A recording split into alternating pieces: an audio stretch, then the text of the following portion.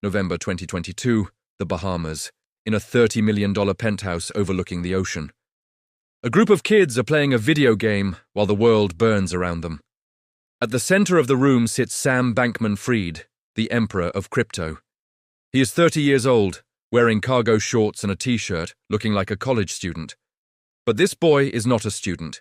He is worth $26 billion. He is the face of the new financial world, the next Warren Buffett, the savior of the industry. And within 48 hours of this moment, everything you see will evaporate. The billions, the fame, the empire, it will not just decline, it will hit absolute zero. This is not just a story about a bad trade or a market crash. This is a story about the greatest betrayal in the history of modern finance. SBF didn't just steal money, he stole the trust of an entire generation. He looked into the eyes of millions of donors and sold them a lie wrapped in altruism. To understand the crash, we have to go back to the rise of the anti-hero. Sam Bankman-Fried was built to be the perfect opposite of a Wall Street shark. He cultivated a specific image, the sleep-deprived genius who didn't care about money. He slept on beanbags in the office and drove a Toyota Corolla to prove his humility. He told everyone, "I only want to make money so I can give it all away to charity." This was his shield, a philosophy called effective altruism. It was a brilliant disguise that made him untouchable to critics. Who would question a man who claims he is working solely for the good of humanity? The world bought the lie, from Sequoia Capital to Kevin O'Leary. Tom Brady and Gisele Bündchen became ambassadors, putting their reputation on the line. Politicians accepted his donations with open arms, calling him a visionary. He built FTX, supposedly the safest, most advanced crypto exchange in the world. For traders, by traders, was the slogan that appeared on every billboard. It processed billions of dollars in volume every day, operating with apparent transparency. But behind the scenes, there was a secret that only Sam and his inner circle knew. There was a digital backdoor built into the code of the exchange, a secret pipeline that connected FTX to another company owned by Sam, Alameda Research. Alameda Research was a hedge fund run by Caroline Ellison, Sam's ex-girlfriend. By law, an exchange and a hedge fund must be completely separate entities. An exchange holds customer money safely. A hedge fund makes risky bets. But Sam didn't care about the law or the safety of his customers. When Alameda made bad bets and lost money, Sam didn't let it fail. He opened the back door and took customer deposits from FTX to plug the holes.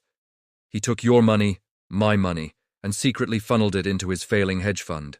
He used customer funds to buy luxury real estate in the Bahamas for his parents. He used it to buy political influence in Washington to write laws that favored him. He used it to sponsor sports arenas, putting his name in lights with stolen cash. He was playing Robin Hood, but he was robbing the poor to pay for his own ego. The house of cards stood tall until November 2, 2022. A news outlet called CoinDesk published a leaked balance sheet of Alameda Research. The world gasped when they realized what the document actually showed. Alameda wasn't backed by dollars or Bitcoin, it was backed by FTT tokens. FTT was a token that Sam printed out of thin air, with no real value. It was like finding out a bank has no gold, only monopoly money in the vault. The market was nervous, but the death blow came from a rival.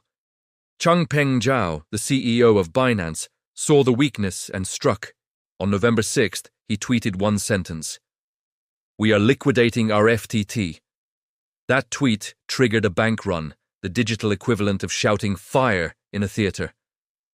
Everyone tried to withdraw their money from FTX at the exact same time. Sam sat in his penthouse, watching the withdrawal requests pile up into the billions. He needed cash to pay them, but the vaults were empty. The money was gone, lost in Alameda's bad bets, real estate, and donations. He tried to lie one last time to save his skin. He tweeted, "FTX is fine, assets are fine." It was a lie so blatant that it would later be used as key evidence in court. He deleted the tweet hours later, but the internet never forgets. On November 11th, it was over. FTX filed for Chapter 11 bankruptcy. Sam stepped down, and the boy king had officially lost his crown. But the horror was just beginning as investigators entered the building.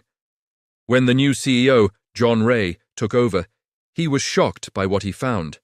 John Ray was the man who cleaned up Enron, so he had seen everything. He said, "Never in my career have I seen such a complete failure of corporate controls." There was no accounting department, no board of directors, no list of employees. Expenses were approved by emojis in a chat group, like teenagers planning a party. It wasn't a company, it was a fraternity house with an unlimited credit card.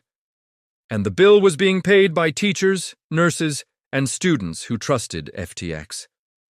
On December 12th, the police arrived at the luxury penthouse in the Bahamas. Sam was arrested, handcuffed, and extradited to the United States. The trial was a bloodbath as his own friends turned against him to save themselves.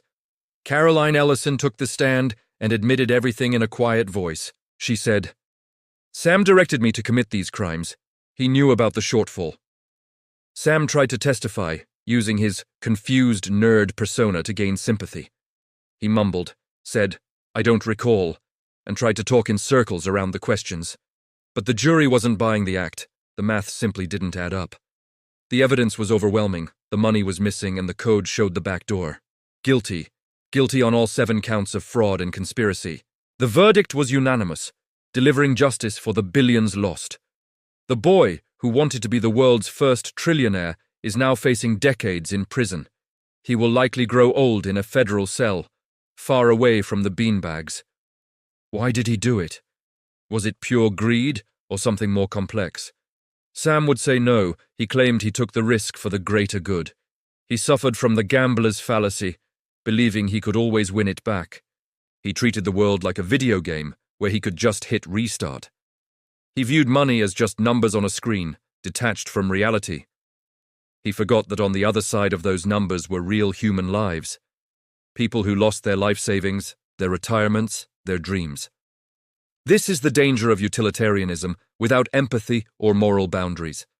Sam believed that breaking the law was acceptable if the end result was good. He thought he was special, that the rules of society didn't apply to him. He is the mirror image of Elizabeth Holmes, sharing the same delusional confidence. Both believed their own lies so deeply they couldn't distinguish dream from fraud. They both thought they were saving the world, while they were actually burning it down. Crypto will survive, but the lesson of Sam Bankman-Fried will leave a scar. It teaches us that appearance is nothing. A suit doesn't make you honest, and cargo shorts don't make you humble or trustworthy. Trust, but verify, because the biggest scammers often look the most harmless. If you want to see where the real, old money corruption happens, look at Red Bull. It's not just an energy drink, it's a dynasty built on blood and secrets.